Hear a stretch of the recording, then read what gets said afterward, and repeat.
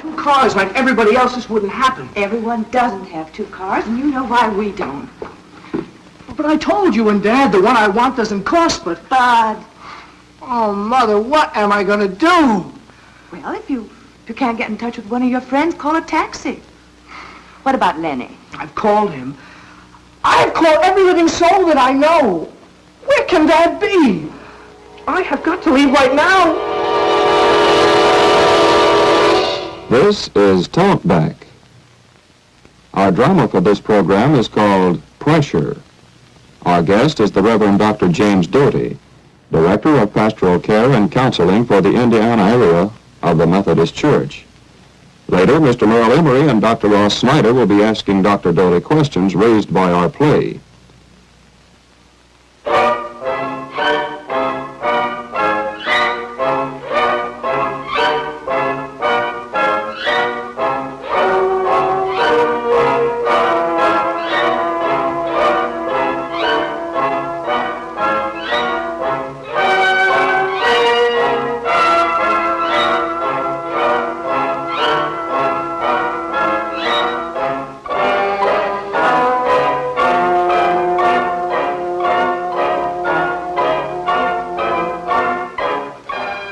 Here's a layout on that Thompson account. All right. Of course, if I had my way, Don't worry, Ted. He like this. It's a good job. Thanks, Sam, but I still think we ought... Forget it, Ted. If he wants it upside down, he's still paying for it. Who cares? He's paying for it. That gives him the right to... I agree with you. We'll see you in the morning, Sam. Yeah, good night, Ted. Oh, Sam, check this for me before you go, will you? Sure thing, Andy. More estimates? Uh-huh. Is there anything new on that Sutton account? No. And from what Mr. Rice said, I don't think we stand a chance of getting it. This is the right idea. Good. This new agency is rough. They're really pushing in. Uh-huh. Sam, with their low bids, how can they show a profit? Well, they're a big outfit, Andy. They have branches all over the country. I suppose they can afford to lose money to get into this market. At the rate they're going, well, if we can't lick them, why don't some of you boys join them? But as for me, Social Security, here I come. Hello, Sam Douglas. Yeah? I'll be right in. Don't apply for Social Security yet, Andy. Mr. Rice thinks we've got another chance at the Sutton account. Well, Sam, No, those are the only changes. And I'll need that by 5. Well, 5:30 at the latest. Can you get it typed? Fine. Say, this is great. How did you manage it? I cut our bid and promised our first job in 2 weeks. But we can't do that. We have to. That's just under our competitor's bid. Mr. Rice, we can match their quality. I think we can even top it, but... These new boys are setting the pace, Sam, not me. I don't like this any better than you do. But what's our alternative? Just turn our accounts over to them? That'll be the next thing, you know. I told Sutton you and I would be over at his office at 6. He said he'd wait for us. That'll give us time to go over this. Tonight? You have plans? No. Well, yes. What I mean is, I promised my boy he could have the car tonight. It's the first time for him. A school dance with a big dinner and all the trimmings, you know, it's pretty important. Chances are, Sam, you'd be through. But you never can tell. Yeah, I know. Let me see if I can work something out with him. Tell Helen not to hold dinner.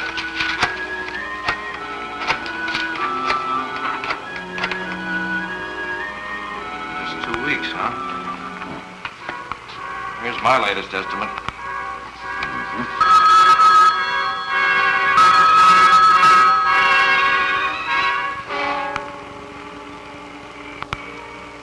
Can't understand it. I know Helen's going out, but the kids ought to be back from school. Well, I'll call a little later.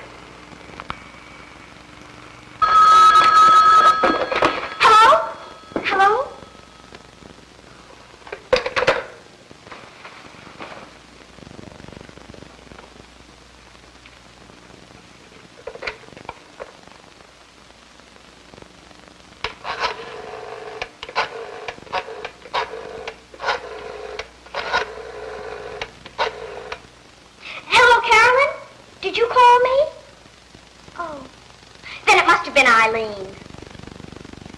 Not really.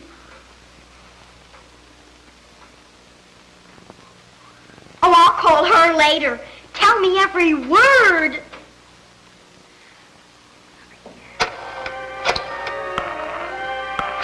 The line's still busy. Oh, I'm sorry, Mr. Rice. I'll call when we get over to Sutton's. Catherine, this is Helen Douglas. Is Andy home yet? Is Sam with him? Oh. Just a minute, Catherine, please. Your father isn't there either. Now run upstairs and get dressed, Bud. Dad's probably just stopped to have the car washed for you. Whoa, brother. Catherine, I ran out to the hospital to see Amy today. She looks much better.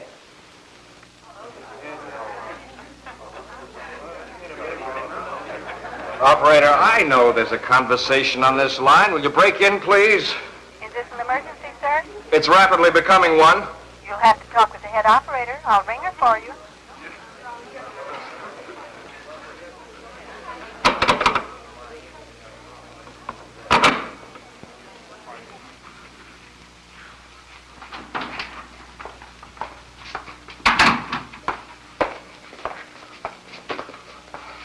If we had 2 cars like everybody else, this wouldn't happen. Everyone doesn't have 2 cars, and you know why we don't.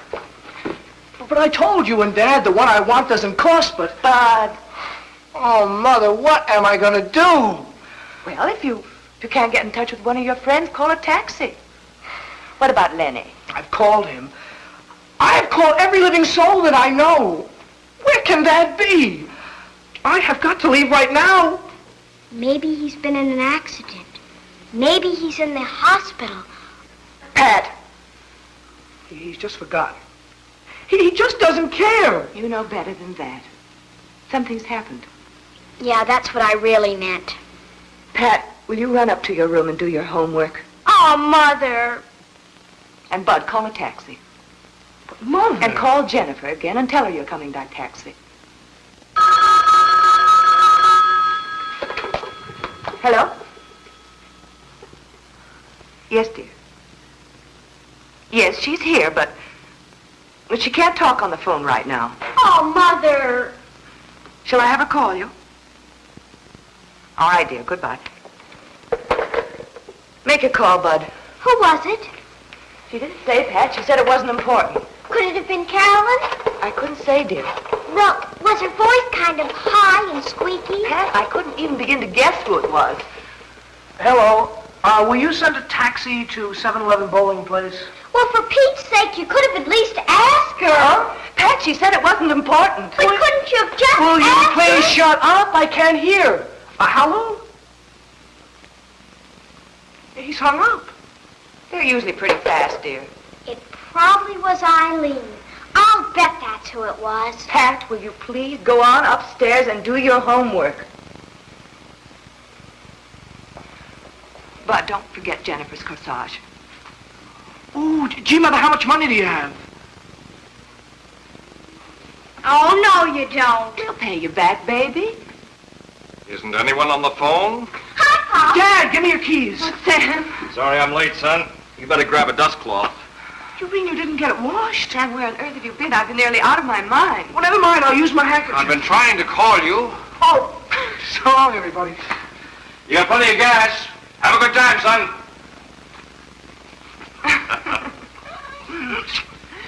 Oh, Bud.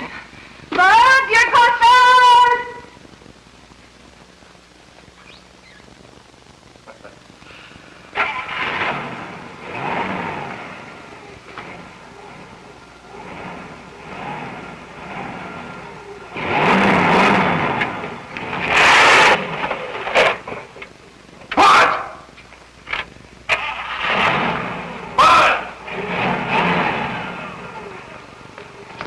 Here, boy, can you drive or can't you?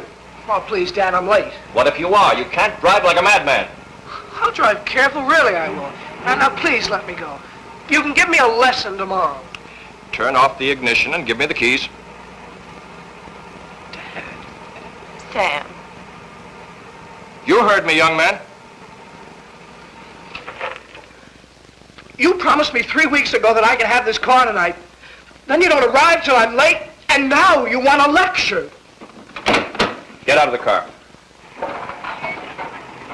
Your little party wants a cab? No! Yes, just a minute, please. Sam, we ordered a cab. Maybe that isn't such a bad idea. Sam. Bud, I can't let you take the car unless you get hold of yourself. I am hold of myself. If you just let me go. That does it. Well, you want a cab or don't you? No. Yes, we do. I'm not going. Oh, yes, you are. Get in that taxi. Sam! If you insist on behaving like a little boy, you'll be treated like one. I tell you, Dad, I won't go. You have an obligation to a girl, and you're going to keep it. Take this young man and his date to the country club. Pick them up at 11 o'clock sharp and bring them back. Here's $5. If that doesn't cover it, I'll take care of the difference. Yes, sir.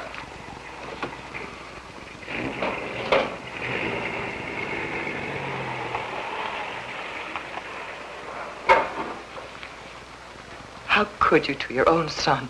What? Stop him from driving when he's acting like that? It was your fault he was acting like that. Oh, sure. All my fault.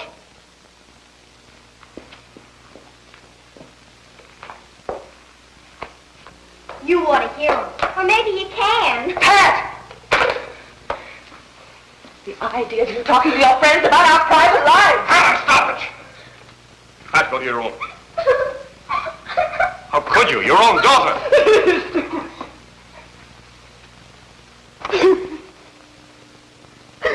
I'm sorry, Helen. I didn't mean to yell at you.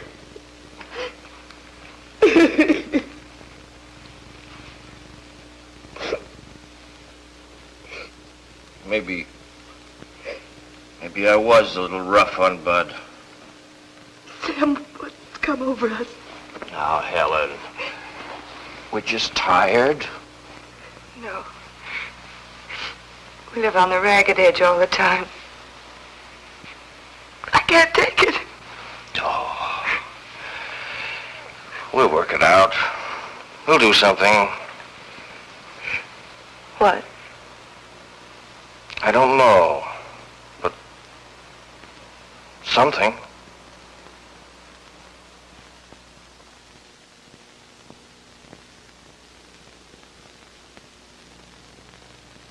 Gentlemen, does anybody get the feeling that they have just seen a day out of their own life? I do. Well, I think this is probably so indicative of many of our family lives and the experiences that we have that oftentimes we're seeing just the symptoms rather than the basic causes that are at work in human form. Well, I felt myself liking all of these people and caring a great lot about them. And the father seemed to me, he had just taken all and more than any guy can take in a given day. And he's not a mean man, he's a good father, but he's just had more than he can take in any one day. Yes, I think that's probably very true, Dr. Snyder, and the kind of thing that he was feeling is felt by many businessmen who are under this kind of constant pressure. I think it points up the fact that we do not understand what other people are fulfilling in terms of roles within the family. And there was a lack of communication here existing between different members of the family. And the mother was a very good mother, and Exactly. she had more than she could take from That's right. him. That's right. So that she was sort of caught in this crossfire. We get the idea that this is a real good family, even a church-going family and a Christian family. But I'm just wondering right down at the end where he finally says, something will turn up. I don't know what, but something will. I'm wondering if this indicates a lack of religious conviction or if it indicates a great religious conviction. I think his own desire for questing in this particular situation was that we must find something. We don't know exactly what it's going to be. It might be that our faith, which has been on the shelf because everything has been going along relatively well, now is being tested. And does my religious faith have anything to do with this kind of a problem? Many people probably feel it does not, but this is where religion, it seems to me, can be made very relevant. What do you think he may say? We must do something, and his wife says, what? And I think honestly, he in effect says, I don't know, but something, and then he kind of commences to think about it. What do you think is one of the things that may happen in this situation? Well, it might very well be, Dr. Snyder, that this family has not had a family council as such, where simply people sit around and air their frustrations or their conflicts, so that they can continue to remain in communication with each other. And perhaps this is pointed out, that this is a way by which our family can come together in a kind of unity that we haven't, because we've been fragmented, we've each been going our own separate ways. Well, you've used a couple of times the word communication. Are you, in effect, saying the more pressure, the more need there is for us to communicate with each other? Exactly, and when we cannot get the lines of communication straightened out, as was seen there when Sam was trying to call his family, there was frustration here. He could not communicate with those whom he loves. And when communication falls or breaks down, therefore there's a real sense of frustration that we're not communicating with those whom we love. You have a sense that I have that Sam better stay up and talk to his boy when he comes home and explain the pressures he was really under, and in effect ask for forgiveness, as saying, I just had more than I can take, I didn't trust you. Because I have a real feeling an adolescent boy feels awfully keenly when they get an impression we don't trust them. He's got a job that night yet? I think so, and I think that he needs to say those two most difficult words to say, I'm sorry, especially where we as parents oftentimes give this very impression that we do not make a mistake, that we are infallible, and we need to say to our youngsters that we are seeking their forgiveness too. What is the youngster supposed to say? I think probably he needs to say, I'm sorry for his action, for not being a better communicator too, and yet he's oftentimes just simply the recipient of the authoritarianism that the parents may be foisting upon him. Well, I got a real feeling that any adolescent boy would, in effect, kind of lose control of himself here, that the boy has really nothing to apologize for.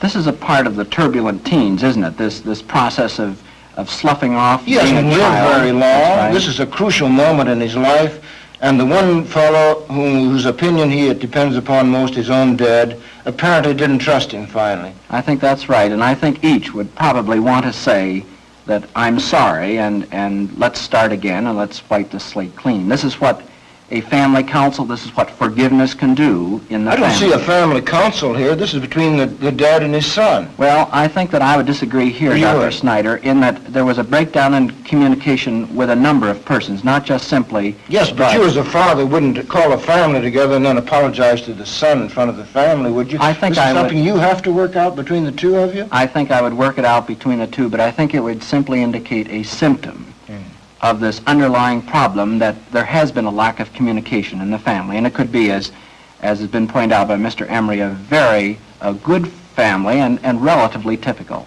We're talking about family counseling. Everybody gets together, everybody puts in his 2 cents worth, and it has been advocated that this be started at an early age among children. Does this have a tendency to lend itself to the development of more pressures at an early age when these children begin to realize what pressures mom and dad and the rest of the family are under? I think that we should talk concerning those areas that are appropriate to the child's age level.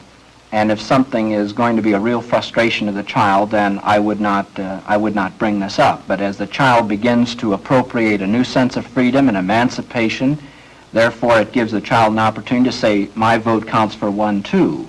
And that this is where democracy really starts in the home, a Christian democracy at work within the 4 walls of this particular home. Well, to press this same problem in its very immediate thing, this husband has something to talk with his wife yet that very evening. Yes, he's got to talk with his wife because they're certainly out of communication and have been in the drama that we saw. He's got to talk with his boy, Bud, because they've got to do some mending of fences. Yeah. And I have a feeling, too, that Pat, the youngster, the little girl, also felt isolated. And the only thing that was done to her was to thrust her out of this kind of a situation. And her only way of saying that I want to communicate now with someone is to pick up the phone and call her closest friend. Now, okay, how does she get sort of healed and back in together here? Well, she's sent to a room, but this is not satisfying anything of her problem. She needs to talk out how she feels about this, and perhaps she's the overlooked member of the family who is feeling a sense of isolation maybe just as much as some of the other members are too. We noticed in the early part of the drama that the boy spoke of the fact that if we had 2 cars like everyone else's, this would not happen. I'm just wondering if this is the kind of pressure that and frustration that brings on the 2-car and 2-telephone family. But this is not the answer, is it? This is just dealing with symptoms, isn't it? I think that's right, and I think a lot of it is the Jonesitis culture that we're finding in our American scene today. We're trying to keep up with those elusive Joneses, whoever they happen to be, and if we have that second car in the garage, it's going to answer every kind of problem. Obviously, economically, many people cannot have that second car in the garage, and probably if it were in the garage, it wouldn't be in the garage because it would be used constantly by various members of the family. But this is really not getting to the problem, it seems to me. The problem is that the family needs to be communicating on these deeper levels. And non-verbally, they're communicating as well as communicating with the words that they're saying. What do you mean by non-verbally? Well, that is to say, I love you as a person, but underneath my muscles may be saying something else. And this oftentimes will happen in the family, that we'll say things to one another that would be the expected thing to say, but not really saying what a person feels. The child with great hostility may be expressing this hostility to the mother. I hate you, Mommy. And the mother literally sees the child saying what she feels. Maybe 8 or 10 years later, she wouldn't say the same thing, but she may feel this hostility pattern. Well, now, you've been working with people for a long time and trying to help them and work through some of their problems. Are you saying, in effect, that we just have to give up the idea of having less pressures in our lives? In this drama, who was it? Said, in effect, life is setting the pace for us, and we don't have very much to say about it. All we can do is just to get into it. Are you saying, then, there's nothing particular you can do about the pace of it, but the only thing you can do is how do you handle the pace? I think that's right, because the pressures are here to stay. And there's nothing, as far as I can see, in terms of religion that says just because you're religious, you're going to be free to the pressures. But rather, you have resources, additional resources to meet some of these pressures that crop up and that every individual is facing. Well, I appreciate that. I'm not altogether satisfied. In my own life, I get tired always meeting crises and pressures that somebody else in some other organization is putting on me. Once in a while, I'd like to do what I want to do. Well, I think that this is possible to a degree as we are able to be ourselves. Can one really assert I have a right for part of my life and not just this rush and rat race all the time? I think religiously every individual has to find that peace in the midst of the storm, where he can find additional resources to deal with these problems and these pressures that beset him. Well, can you point to anybody that you've known who has found this way of, you said, peace in the midst of storm? Well, I personally have been privileged to spend a couple of weeks with Dr. Albert Schweitzer, and there I saw a man in his middle 80s who has found this kind of peace that passeth understanding, an individual who has the pressures of running a hospital and being the chief administrator and fundraiser and all the rest, and yet in the midst of it all has that kind of peace that communicates itself to people around him and I think to the world. Well, now, Mr. Emery and I, I'm sure both would like to know, how do we get this? How do we get the strength of a Schweitzer? Yes. Well, Schweitzer, one night as I was there in his devotional service, used the 8th chapter of Romans. He who has not the Spirit of Christ is not his. And at one place he said, the reason that we do not have this peace within ourselves is that we have relegated to Jesus an insignificant little place in the corner where he will not interfere too much with our lives. And there can be peace and serenity only when we allow Jesus to have the maximum place in our hearts. Now, this is the religious structure that we're talking about, it seems to me, that the religious person needs to have this awareness of God in a very natural and normal way. And the pressures are still there, but a man has new resources to deal with these pressures. Does religion have any place out into the business world in an effort of some kind to reduce pressures? I think that probably in this particular situation, Sam is an individual who wants to apply the pressures in a helpful and creative and appropriate way.